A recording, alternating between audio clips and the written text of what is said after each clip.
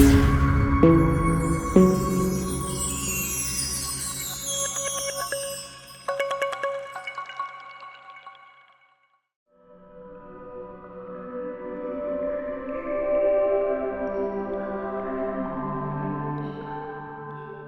bonjour à tous, bienvenue dans la troisième chronique, en présence de Audrey Hutinet, qui a déjà été notre invitée 2 fois, sur l'utilité de faire appel à une doula, sur le suivi médical de la grossesse, ses raisons d'être et conséquences.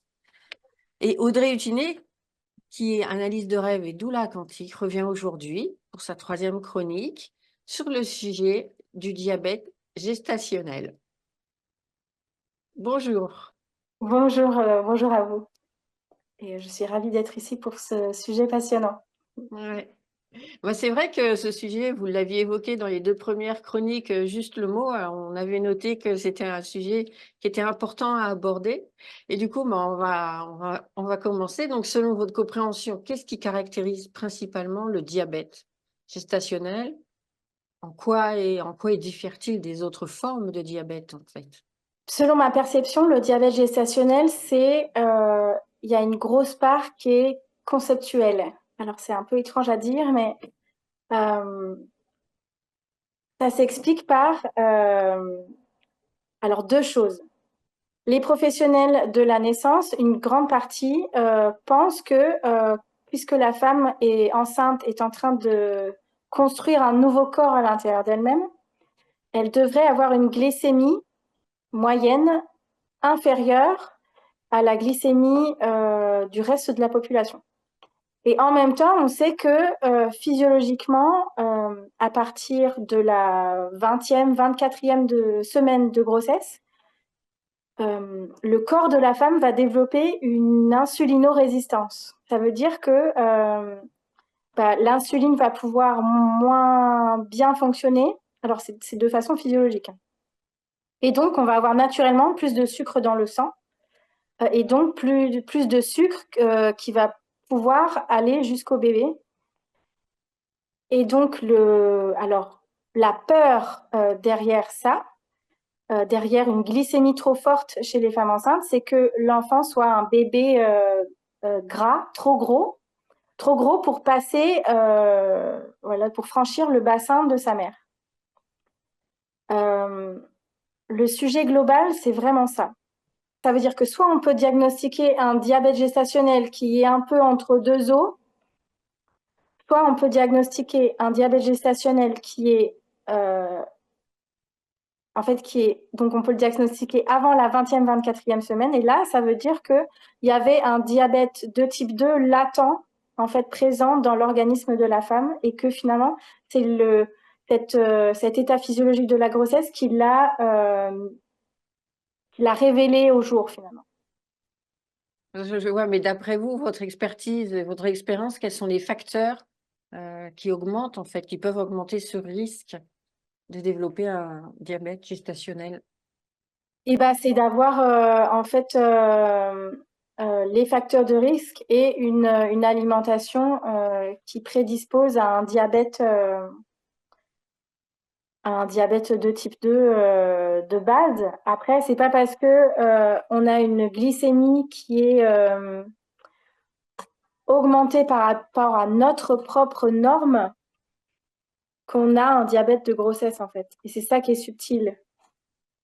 Mais alors, ce qui est intéressant à ce niveau-là, c'est que si on a des facteurs de risque qui sont des antécédents de diabète gestationnel, du surpoids, surtout au niveau de l'abdomen, si on a le syndrome des ovaires polykystiques, si on a des problèmes cardiaques ou des antécédents, si on a des états dépressifs, donc une mauvaise hygiène de vie, alors un enfantement précédent avec un enfant à 4 ou 4,5 kilos, et un bébé qui a eu déjà de l'hypoglycémie, là, c'est intéressant de faire les tests de diabète gestationnel. Et alors, voilà, si on veut naviguer le processus avec le plus de douceur et de conscience possible, on peut en fait utiliser les kits des diabétiques pour tester sa glycémie soi-même avant de faire le test en laboratoire. Donc ça peut être, donc ça nécessite de la tester à jeun et la tester 2 heures après un repas. En allant faire un test de diabète au laboratoire, c'est important de ne pas tricher, de ne pas dire bon bah je vais manger avec beaucoup moins pour voilà dans l'objectif de réduire ma glycémie, parce que voilà après on se met, enfin je veux dire ça n'a plus d'intérêt de faire le test. Mais voilà, il y a une subtilité. Moi par exemple pendant ma propre grossesse, j'ai pas fait ce test-là parce que je savais que j'étais pas à risque de diabète de type 2. Mais j'avais par contre la peur que on puisse me diagnostiquer un diabète gestationnel que je n'avais pas vraiment et que du coup ça entraîne un suivi médicalisé intensif dont je n'avais vraiment pas envie. Et puis, et en même temps, enfin, les conséquences potentielles du diabète gestationnel, tant pour la mère que pour le bébé, que se passe-t-il s'il n'est pas pris en charge, en fait? C'est un sujet qui est intéressant aussi. En fait, le risque principal, c'est de faire naître un bébé gras. Et alors, donc, ça réveille en fait la peur que l'enfant ne passe pas et qu'une césarienne d'urgence soit nécessaire. Mais ça, c'est une réalité qui se base sur la méconnaissance, en fait, finalement, de la physiologie du bassin de la femme. Quand on fait des mesures d'ouverture du bassin par des échographies, on mesure le bassin alors que la femme est allongée sur le dos, donc droite, enfin voilà, les jambes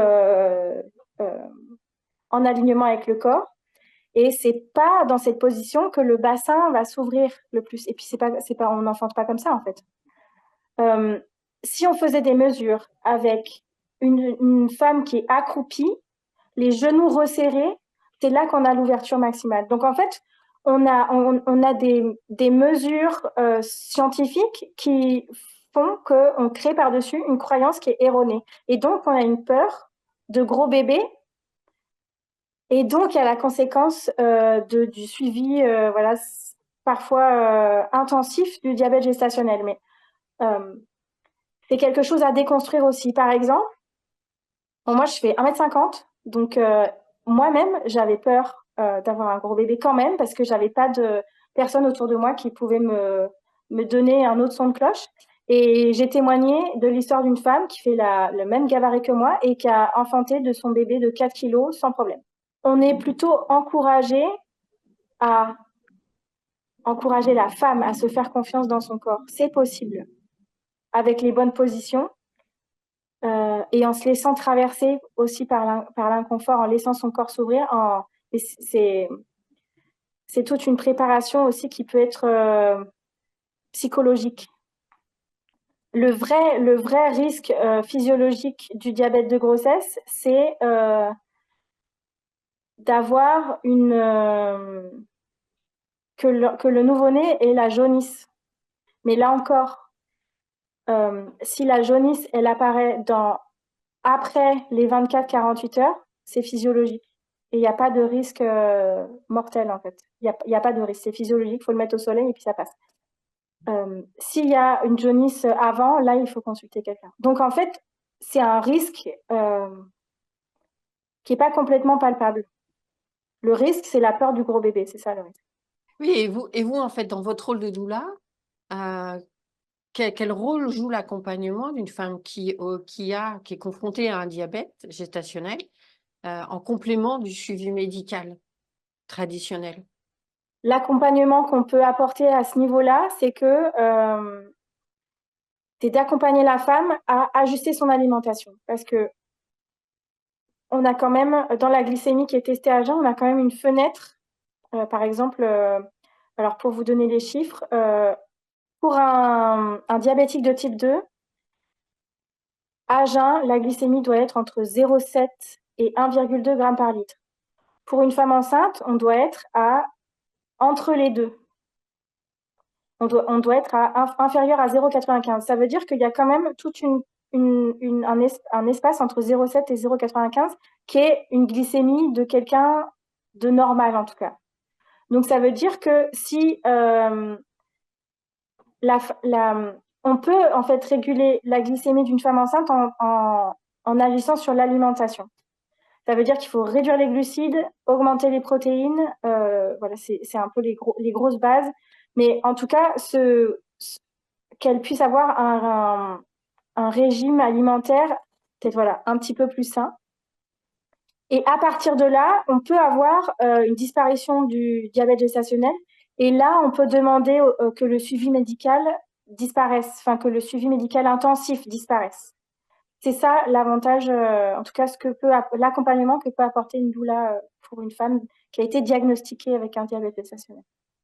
Ouais, donc en fait, ce diabète gestationnel, bon, c'est vrai qu'il existe aujourd'hui, enfin, qu'il y a des femmes qui en ont, qui y sont confrontées, mais on peut quand même accompagner et que tout se passe bien, quoi, en fait.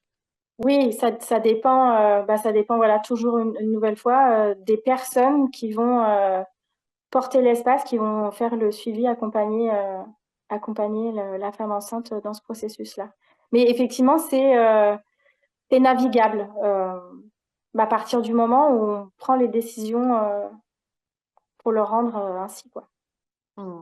Ouais, merci pour tous ces éléments sur ce sujet de diabète gestationnel. Moi, j'en entends quand même pas mal parler, donc ça m'a interpellée. Merci d'avoir donné des informations très précises, des données précises, techniques et votre expérience par rapport à ce sujet. Merci pour Avec cette plaisir. troisième chronique. Merci à vous.